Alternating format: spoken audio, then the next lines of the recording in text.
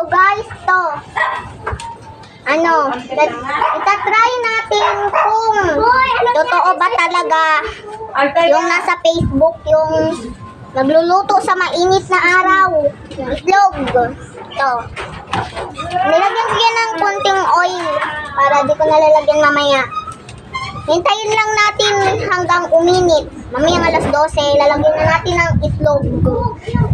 Saan kuha ng itlog?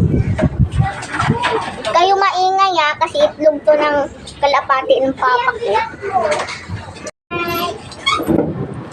Guys, alas 12 na guys. Ito na. Kunin na natin yung itlog. Kunin na natin yung itlog. Kunin na natin yung itlog. Ito. Kunin na natin yung itlog. Ang sakit guys. Gabi sakit guys. Ate Asia, alam ko naman password ng tablet. Guys, tingnan nyo guys, oh. Yung kagat guys, oh. Guys, oh. Doon na itlog guys. Guys, si Papa na maglagay guys. Ito na. Nalagay na natin. Yan na.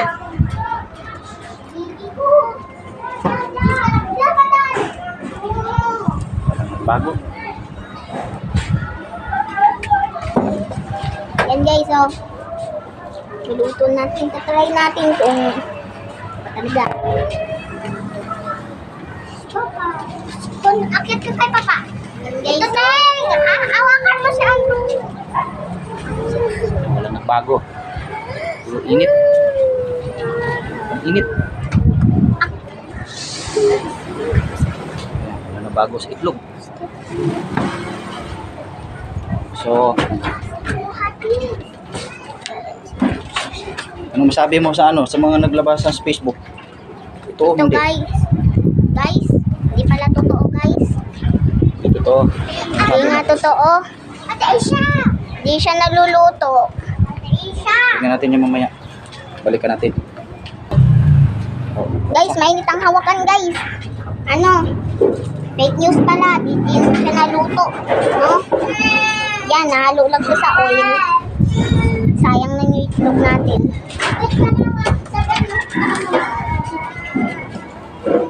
Yan guys, di siya naluto. So fake news ang mga yung ginawa natin.